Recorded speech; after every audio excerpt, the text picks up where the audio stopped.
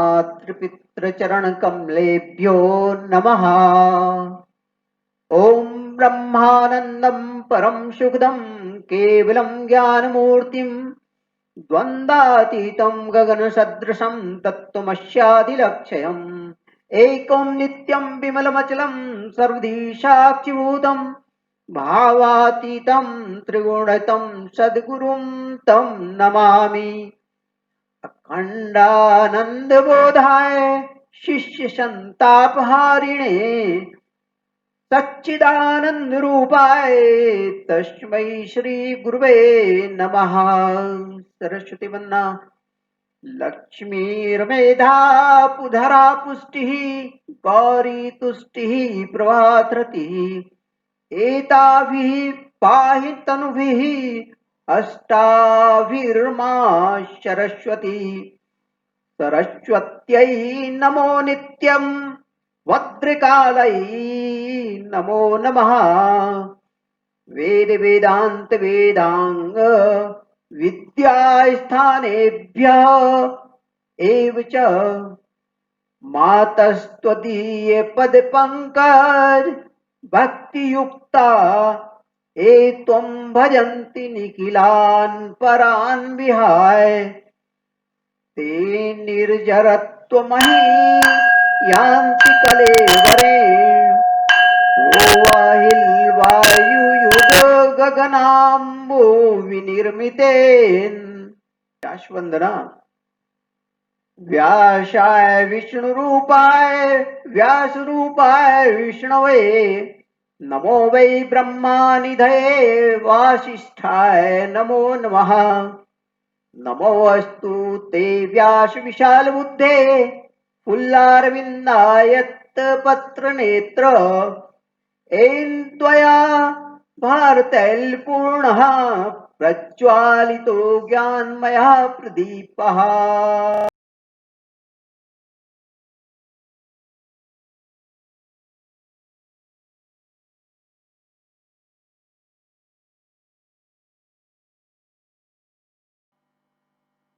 आपने प्रथम अध्याय के श्लोक क्रमांक 1 के भाग क्रमांक 5 में पूर्व वर्ष का संक्षिप्त परिचय शीर्षक के मर्म को जाना। अब इस श्लोक के भाग क्रमांक 6 में श्लोक क्रमांक 1 का महात्म्य शीर्षक के मर्म को जानेंगे तथा वर्तमान समय में टूटते हुए परिवारों में कलह एवं अशांति के कारण को जानेंगे। इतना ही नहीं बल्कि कलह से बचने के उपाय को जानेंगे। इस दृष्टि से यह रहस्य बहुत महत्वपूर्ण है। इस भाग में वैज्ञानिक रहस्य को जानेंगे। अतः इस वीडियो को अवश्य देखें तथा अपने दोस्तों को एवं सोशल मीडिया पर शेयर करें और सब्सक्राइब करें तथा घंटी के आइकन को दबाएं ताकि वीडियो का नोटिफिकेशन आपको मिलता रहे। अध्याय क्रमांक 1 श्लोक क्रमांक 1 का महात्म्य। उक्त श्लोक का महात्म्य जानने योग्य है। वास्तव में देखा जाए तो यह श्लोक महाभारत युद्ध के लिए वैसे ही महत्वपूर्ण है जैसे कि मकान के लिए नींव तथा वृक्ष के लिए जड़। युद्ध का प्रारंभिक कारण मनमुटाव होता है। मनमुटाव के लिए आध्यात्मिक विकार लोभ मोह अहंकार ईर्ष्या द्वेष मेरा तेरा का भाव इत्यादि होते हैं। उक्त श्लोक को ध्यान से देखेंगे तो श्लोक का प्रारंभ मेरा एवं तेरा भाव से होता है। राजा धृतराष्ट्र कहते हैं, धर्म भूमि कुरुक्षेत्र में इकट्ठे हुए युद्ध की इच्छा वाले मेरे और पांडु के पुत्रों ने क्या किया। यह मेरा और तेरा भाव जहां होता है वहां दुष्परिणाम मिलना सुनिश्चित होता है, क्योंकि वहां निष्पक्षता विलुप्त हो जाती है और पक्षपातपूर्ण कृत्य सामने आते हैं।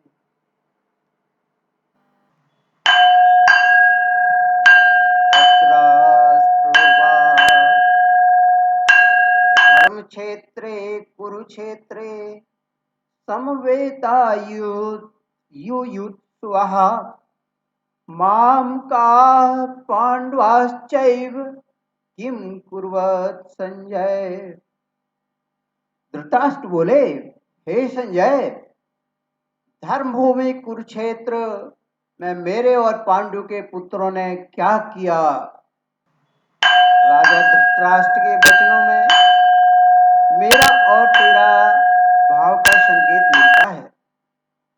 मेरा और तेरा भाव एक प्रश्न चिन्ह खड़ा करता है कि इसमें भाव का क्या परिणाम है, दुख या सुख, सुख या दुख। इस तथ्य को जानने हेतु इतिहास की घटनाओं पर विचार करते हैं। एक समय की बात है कि महारानी कैकेयी के मन में भी मेरा और तेरा भाव का उदय हुआ था, अतः उस घटना पर विचार करते हैं। राजा दशरथ के 3 रानियां थी, कैकेयी, कौशल्या और सुमित्रा। तीनों रानियों से कुल 4 पुत्र हुए। दूसरे शब्दों में कहें तो राजा दशरथ के 4 पुत्र थे, राम, लक्ष्मण, भरत और शत्रुघ्न। परिवार में सुख शांति थी। राम का राज तिलक होना था, इसलिए तैयारियां चल रही थी। इसी समय रानी कैकेयी की सेविका मंथरा की समझाइश से कैकेयी के मन में मेरा और तेरा भाव का प्रादुर्भाव हुआ। रानी कैकेयी ने पूर्व में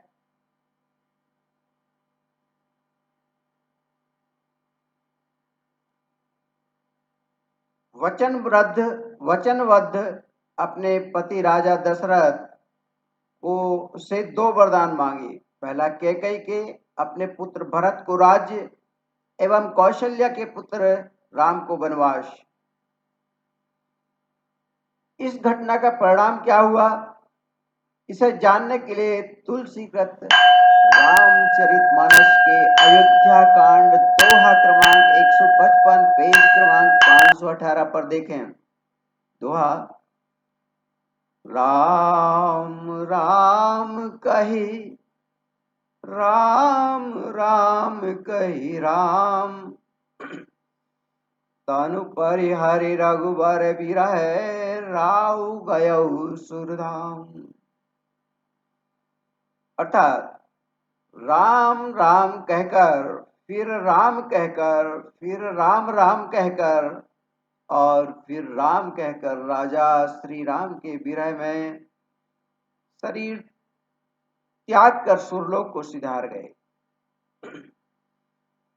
शोक विकल सब रोवहि रानी, रूपशील बलु तेज बखानी, करहि विलाप अनेक प्रकारा, परहि भूमि तल बारहि बारा। सब रानियां शोक के मारे व्याकुल होकर रो रही हैं। वे राजा के रूप, शील, बल और तेज का बखान कर करके अनेकों प्रकार से विलाप कर रही हैं और बार बार धरती पर गिर गिर पड़ती हैं। निष्कर्षतः कैकेयी के मन में मेरा और तेरा भाव के दुष्परिणाम स्वरूप जहां एक ओर श्री राम के राज तिलक की तैयारियां चल रही थी, पूरे राज्य में आनंद मंगल मनाया जा रहा था, वहीं अब पूरा राज्य दुख में डूब गया है। तथा राजा दशरथ का स्वर्गवास होने से तीनों रानियों को वैधव्य का दुख सहना पड़ा। मेरा और तेरा भाव के परिणाम जानना वर्तमान परिस्थितियों में कितना आवश्यक है, इस दृष्टि से भी आप देखें। मेरा और तेरा क्या वास्तव में कलह का मूल है? एक समय था जब सम्मिलित परिवारों का चलन था, परिवार के सभी सदस्य एक दूसरे का सम्मान करते थे, परिवार में शांति रहती थी, कलह को कोई स्थान नहीं था। यदि परिवार के किन्हीं सदस्यों के विचारों में मतभेद हुआ तो बड़ों की सलाह से विवाद को सुलझा लिया जाता था। लेकिन वर्तमान समय में परिवारों में विखंडन देखने को मिल रहा है। सामूहिक परिवारों का अभाव हो गया है। वृद्धाश्रम केंद्र बनने का चलन चल गया है। वृद्धों से जाकर पूछो इसका कारण क्या है, तो अधिकांश वृद्ध कहते हैं कि मेरा बेटा तो अच्छा है, लेकिन बहू के कहने पर उसने मुझे वृद्धाश्रम में भेज दिया है। उनसे दूसरा प्रश्न किया गया कि बहू ने ऐसा क्यों किया, तो वह कहते हैं कि बहू तो दूसरे परिवार से आई है। पर उसने मुझे वृद्धाश्रम भेज दिया। उसने दूसरा प्रश्न किया कि बहू ने ऐसा क्यों किया, तो वे कहते हैं कि बहू तो दूसरे परिवार से आई है और उसे हमसे क्या प्रेम है।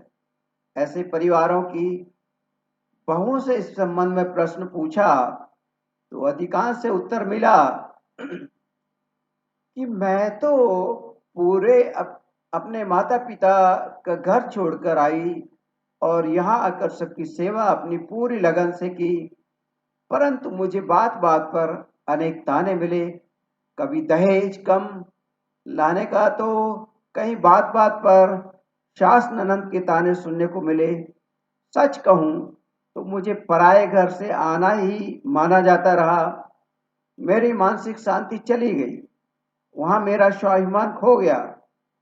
निष्कर्षतः कहा जा सकता है कि मेरा तेरा का भाव ही कलह का मूल कारण है। लड़का मेरा है इसलिए वह अच्छा है, लेकिन बहू पराये घर से आई है इसलिए वही खराब है। दूसरी ओर विचार किया जाए तो बहू तो पराये घर से आना ही थी, क्योंकि अपने ही घर के बहन भाई तो शादी करेंगे नहीं। वैज्ञानिक दृष्टि से भी यह उचित नहीं होगा। ऐसी स्थिति में जब हम अच्छी तरह से जानते हैं कि बहू तो पराये घर से ही आना सुनिश्चित है, फिर उसको पराया मानना क्या उचित है। प्रकृति में इकोसिस्टम की मान्यता है।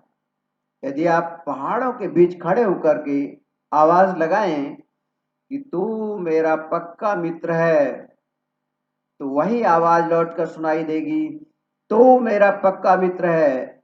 अगर आप आवाज लगाएंगे कि तू मेरा शत्रु है, तो आपको वही आवाज लौटकर सुनाई देगी कि तू मेरा शत्रु है।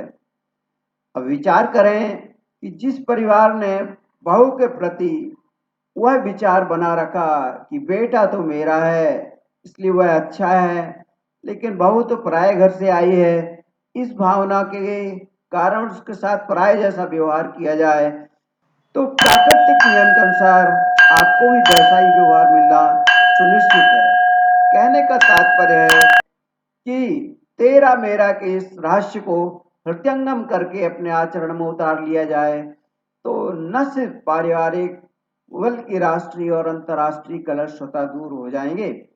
लेकिन विडंबना यह है कि व्यक्ति मोह जाल में जकड़ा हुआ अंधे धृतराष्ट्र की तरह सब कुछ जानते हुए तेरा मेरा करता रहता है और संभावित कष्टों को भोगने के लिए बाध्य होता है।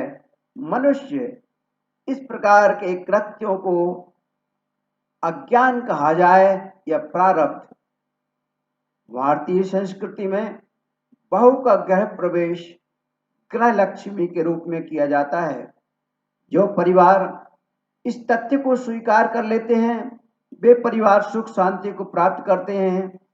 वर्तमान समय में इस भाव को जानना और अपने आचरण में समाहित कर लिया जाए तो परिवारों के कलह समूल नष्ट हो जाएंगे तथा सभी जगहों पर शांति का साम्राज्य स्थापित हो सकेगा।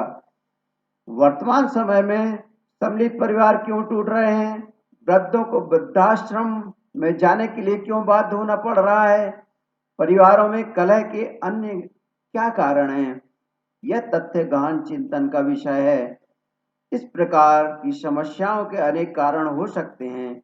इन कारणों पर समयानुसार विचार करेंगे, लेकिन यहाँ प्रसंगवश सिर्फ मेरा तेरा भाव पर ही विचार किया गया है। धृतराष्ट्र के मेरा और तेरा भाव का क्या फल मिलेगा, इसे जानने के लिए आगे आने वाले एपिसोड को अवश्य देखते रहिए। आगे आने वाला एपिसोड बहुत महत्वपूर्ण है। इस एपिसोड में धृतराष्ट्र पुत्रों का जन्म और उनकी उत्पत्ति के वैज्ञानिक रहस्य को जानेंगे। अतः इस वीडियो को अवश्य देखें। धन्यवाद।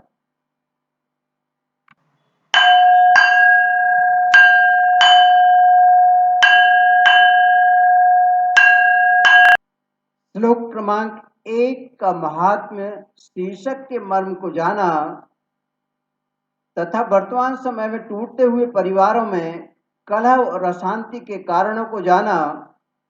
इतना ही नहीं, बल्कि कलह से बचने के उपाय को भी जाना।